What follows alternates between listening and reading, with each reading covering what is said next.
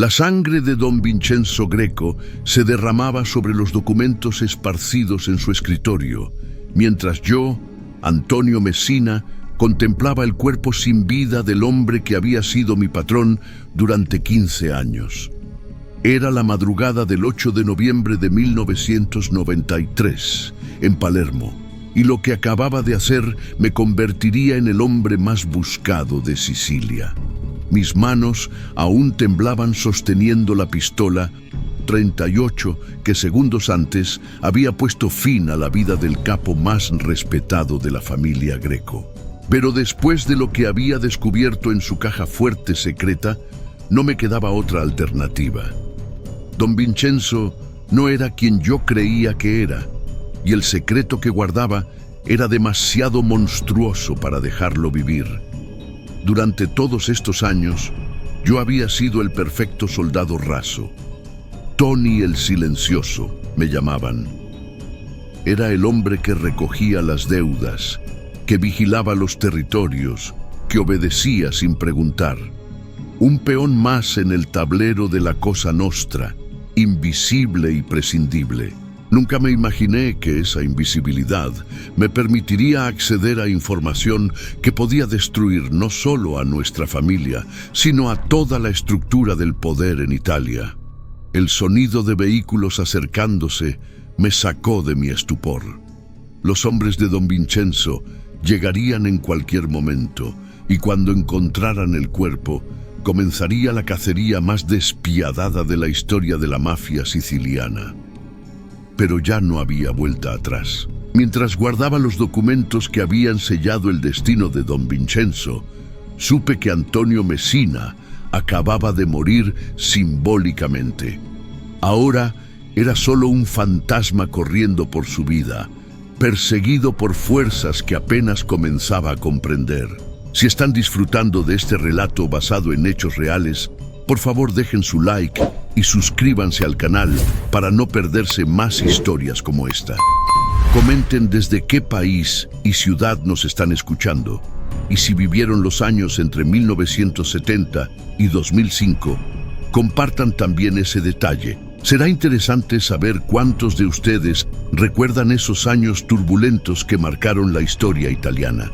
Esta es la confesión de Antonio Messina, un hombre que durante 15 años fue solo una sombra en los pasillos del poder mafioso siciliano. Nacido en 1955 en los barrios pobres de Palermo, Tony creció viendo cómo la Cosa Nostra controlaba cada aspecto de la vida en su ciudad. Cuando cumplió 25 años, don Vincenzo Greco lo reclutó como soldado de la familia y desde entonces vivió en la obediencia absoluta. Antonio nunca fue un asesino de élite ni un estratega brillante. Era simplemente el hombre perfecto para las tareas que nadie más quería hacer: cobrar deudas de pequeños comerciantes aterrorizados, vigilar almacenes durante noches eternas, transportar mensajes entre los capos sin nunca leer su contenido. Su fuerza residía en su invisibilidad y su lealtad ciega. Pero la noche del 7 de noviembre de 1993, mientras realizaba lo que debería haber sido una misión rutinaria en la villa privada de don Vincenzo, Antonio se topó con documentos que cambiarían no solo su percepción de la familia Greco, sino su comprensión de todo el sistema de poder que había servido fielmente durante década y media.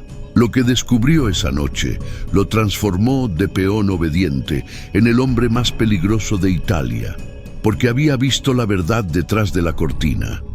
La Cosa Nostra no era una organización independiente, sino una pieza en un juego mucho más grande y siniestro del que jamás había imaginado.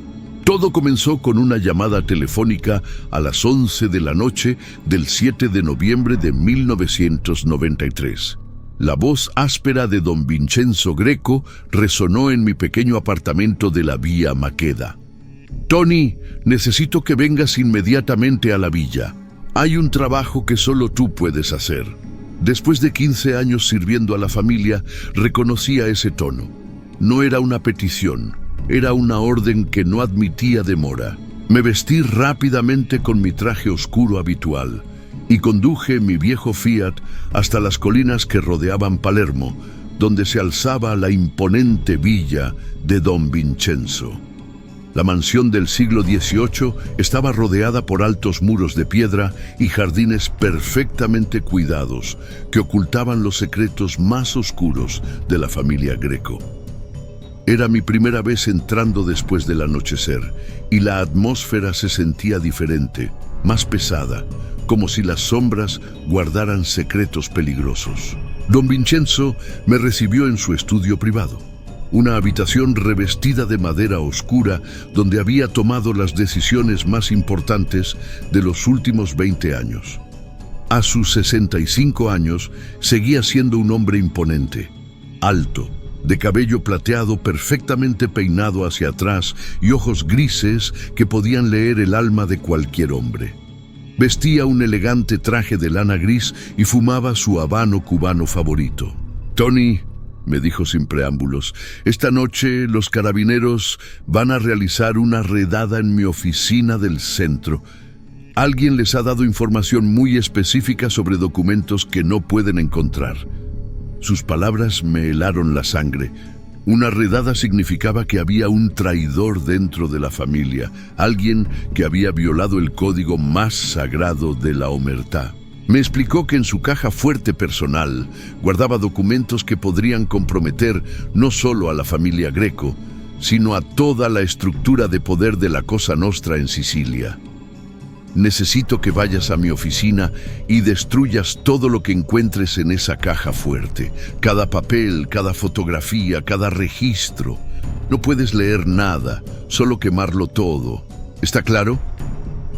La misión parecía sencilla. Don Vincenzo me entregó las llaves del edificio y la combinación de la caja fuerte. 150828. La fecha de nacimiento de su difunta esposa, Donna Caterina. También me dio una pequeña lata de gasolina y fósforos. «Quemas todo en el patio trasero», me instruyó. «Y recuerda, Tony, lo que veas esta noche nunca existió. ¿Me entiendes?» Llegué al centro de Palermo hacia la medianoche. La oficina de Don Vincenzo ocupaba el segundo piso de un elegante edificio del siglo XIX en la Vía Roma, oficialmente registrada como Importaciones Mediterráneas S.A. Durante el día era un negocio legítimo de importación de aceite de oliva y productos agrícolas. Pero por las noches se convertía en el centro neurálgico de las operaciones financieras de la familia. Subí por la escalera de mármol hasta la oficina principal. La caja fuerte estaba oculta detrás de un cuadro de San Rosario, la patrona de Palermo. Mientras giraba la combinación, escuchaba el tic-tac del reloj de pared que marcaba cada segundo que me acercaba a mi destino. El mecanismo se abrió con un clic metálico que resonó en el silencio nocturno. Dentro encontré 3 carpetas de cuero negro, cada una marcada con fechas diferentes: 1975, 1985, 1986, 1990 y 1991, 1993.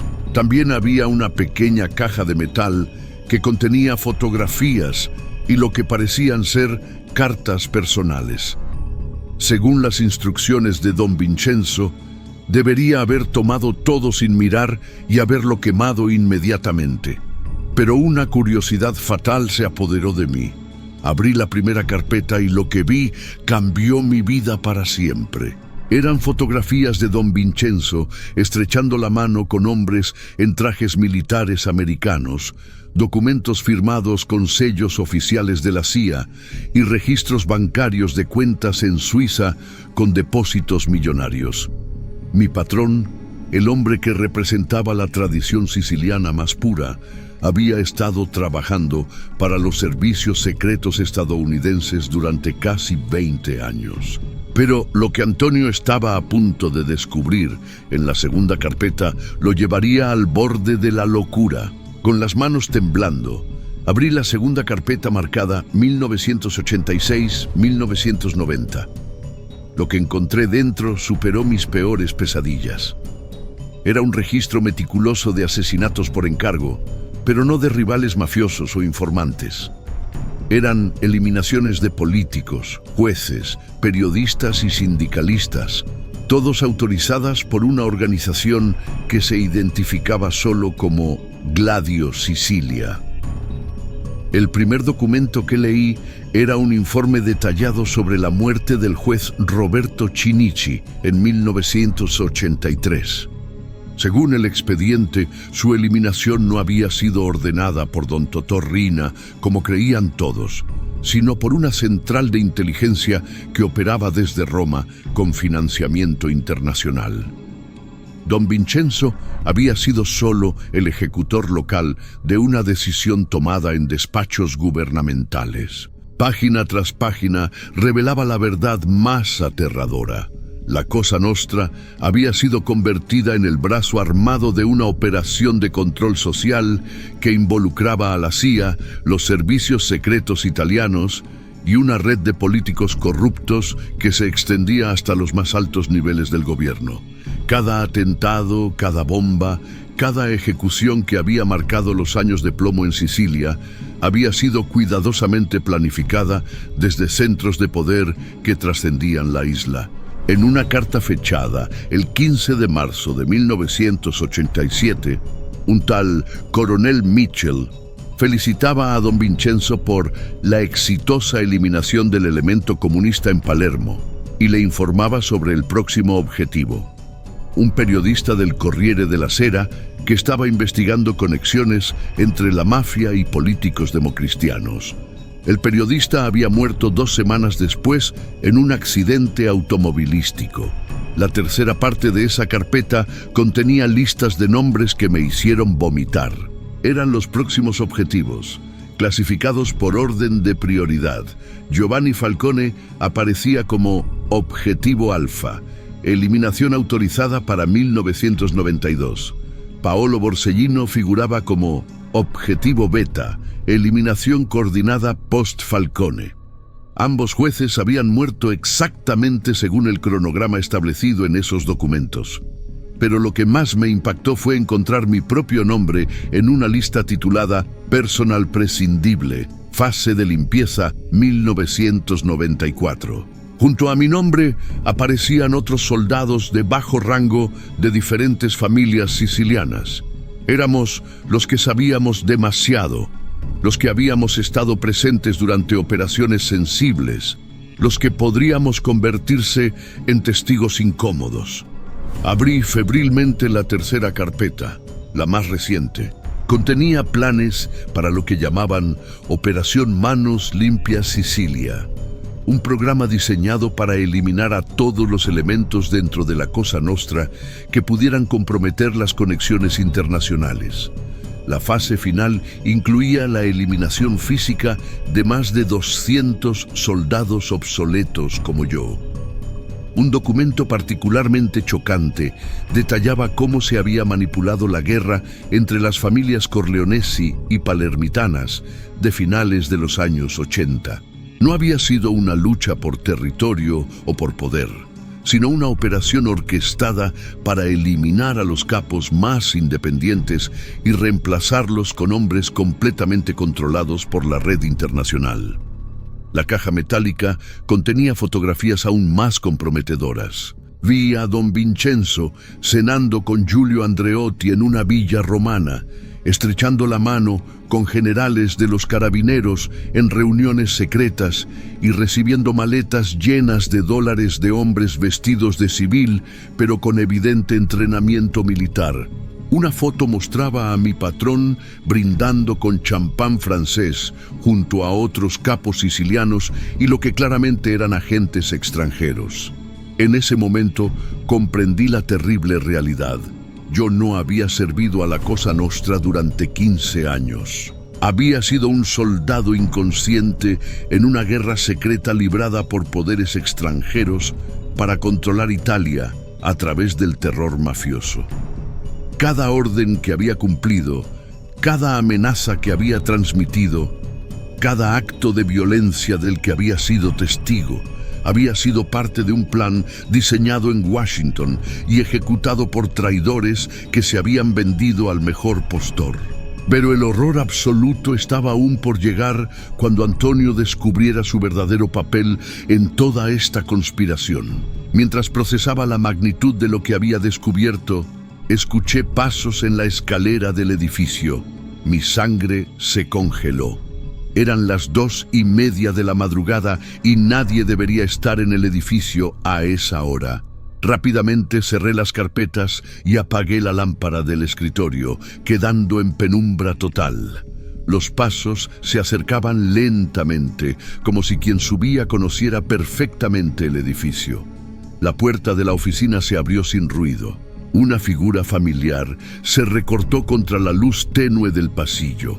Era Salvatore Ricci, el lugarteniente más confiable de don Vincenzo y mi compañero en docenas de operaciones. Pero su rostro no mostraba la sorpresa de encontrarme allí. Al contrario, sonreía con una frialdad que nunca había visto en él durante los 10 años que llevábamos trabajando juntos. «Hola, Tony», me dijo encendiendo la luz. «Sabía que te encontraría aquí». Don Vincenzo me contó sobre su pequeña misión especial. Sus palabras me helaron la sangre. Si Salvatore sabía sobre mi presencia, significaba que mi llegada no había sido un secreto.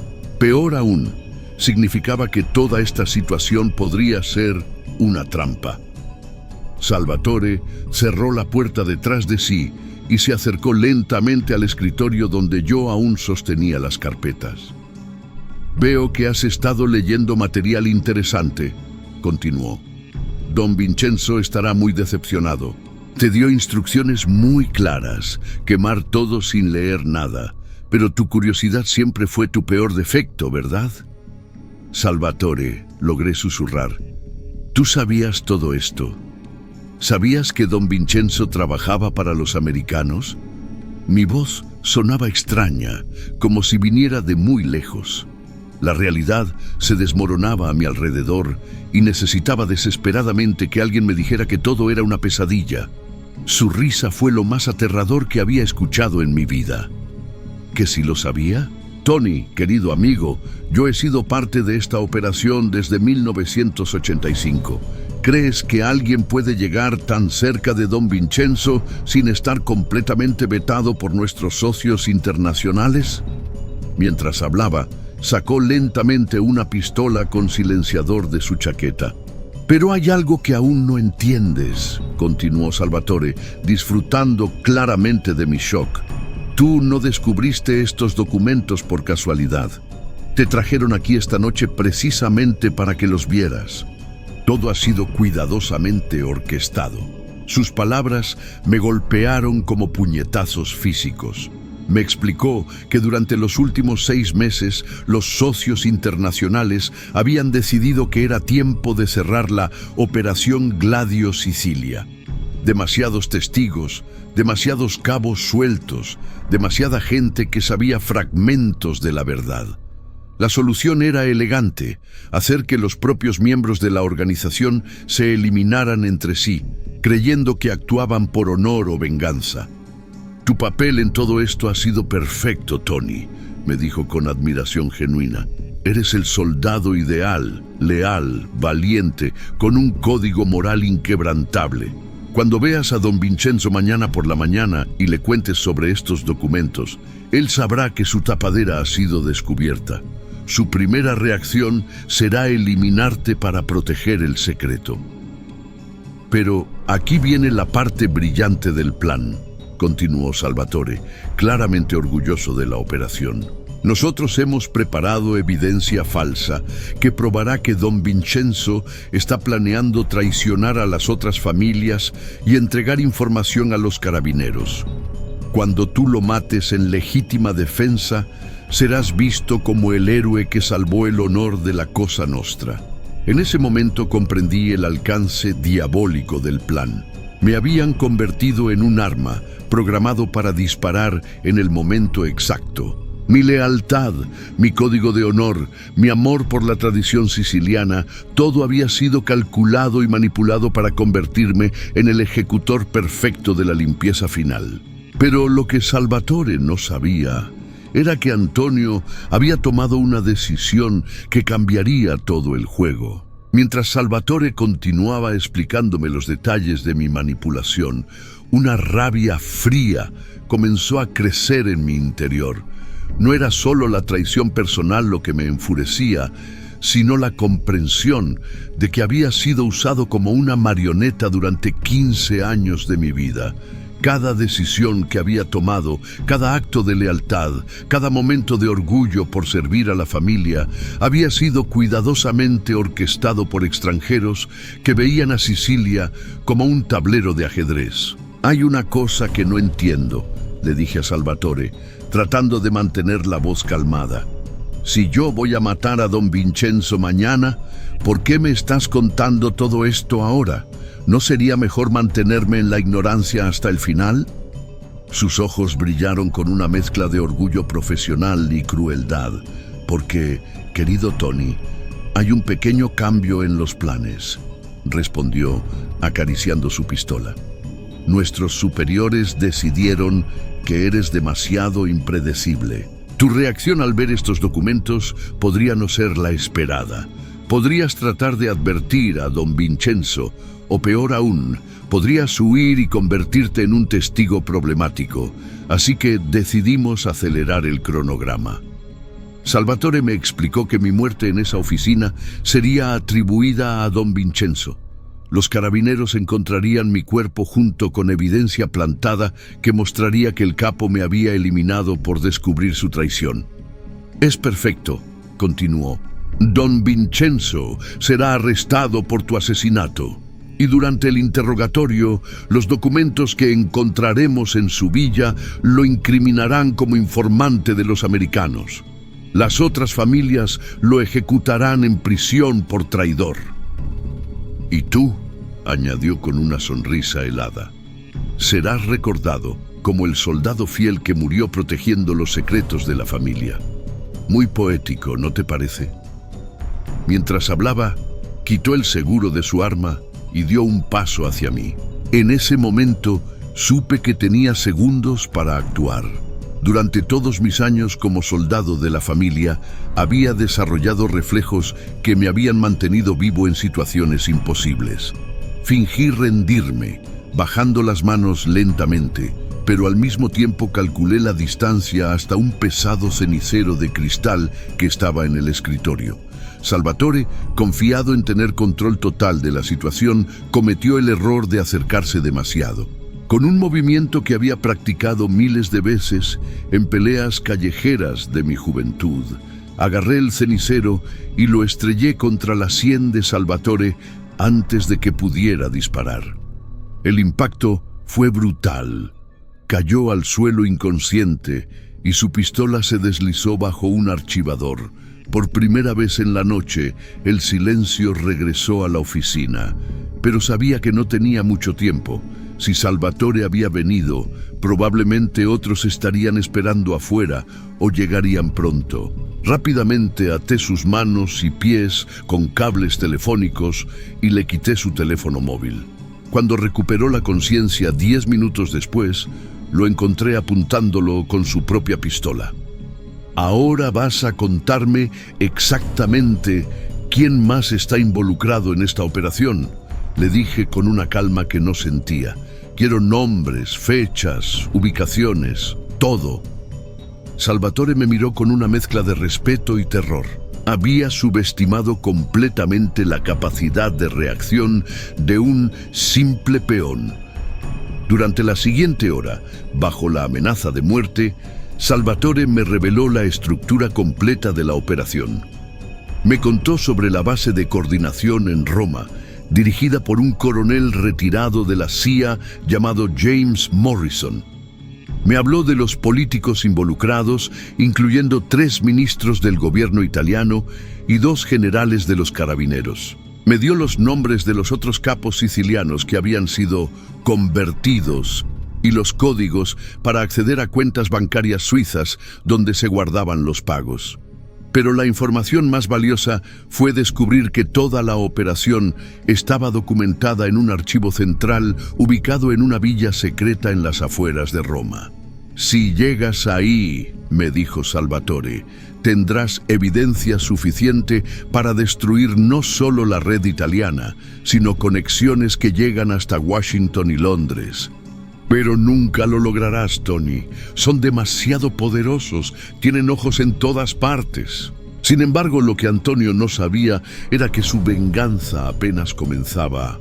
Dejé a Salvatore atado en la oficina y conduje mi Fiat por las calles vacías de Palermo hacia la villa de Don Vincenzo.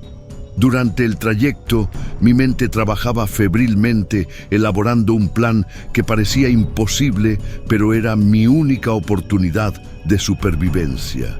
Si iba a morir, al menos me llevaría conmigo a los responsables de haber convertido mi vida en una mentira. Llegué a la villa a las 5 de la mañana. Las primeras luces del amanecer comenzaban a filtrarse por entre los cipreses que rodeaban la propiedad. Don Vincenzo me esperaba en su estudio, vestido con el mismo traje gris de la noche anterior, como si no hubiera dormido. Su rostro mostraba una expresión que no había visto nunca, miedo genuino, mezclado con resignación. «Tony», me dijo sin preámbulos, «Salvatore no ha regresado de verificar tu trabajo. Imagino que encontraste algo que no debías encontrar». No era una pregunta. En sus ojos pude ver que sabía exactamente lo que había descubierto y lo que significaba para ambos. «Don Vincenzo», respondí, sentándome frente a él, pero manteniendo mi mano cerca de la pistola que había tomado de Salvatore. «Necesito que me explique todo desde el principio, y no me venga con mentiras, porque Salvatore ya me contó suficiente para saber cuándo está mintiendo». Durante los siguientes 30 minutos, Don Vincenzo me narró la historia más triste y terrible que había escuchado jamás. Me contó cómo en 1975, después del secuestro y asesinato de su hijo mayor por parte de una familia rival, había recibido la visita de dos hombres elegantes que hablaban italiano con acento extranjero. Le ofrecieron venganza completa contra sus enemigos a cambio de cierta colaboración con sus operaciones en Sicilia. Al principio era solo información, me explicó con voz quebrada. Nombres de comunistas, ubicaciones de células terroristas, movimientos de dinero sucio, cosas que yo consideraba patrióticas, Tony. Pensaba que estaba ayudando a defender Italia del comunismo soviético. Sus manos temblaban mientras encendía otro habano, pero poco a poco las peticiones se fueron volviendo más oscuras. Eliminaciones selectivas, manipulación de evidencia, coordinación de atentados que serían atribuidos a grupos terroristas. Cuando quise salir, me mostraron fotografías de mi hija en su Universidad de Roma, de mi nieto jugando en el parque. Me dijeron que las operaciones internacionales no admitían jubilaciones anticipadas. ¿Y yo?, le pregunté. ¿Cuál era exactamente mi papel en todo esto? Don Vincenzo me miró con algo parecido al cariño paternal que había mostrado durante años, pero ahora teñido de una tristeza infinita. Tú eras mi seguro de vida, Tony. En este mundo de serpientes y traidores, eras el único hombre puro que conocía.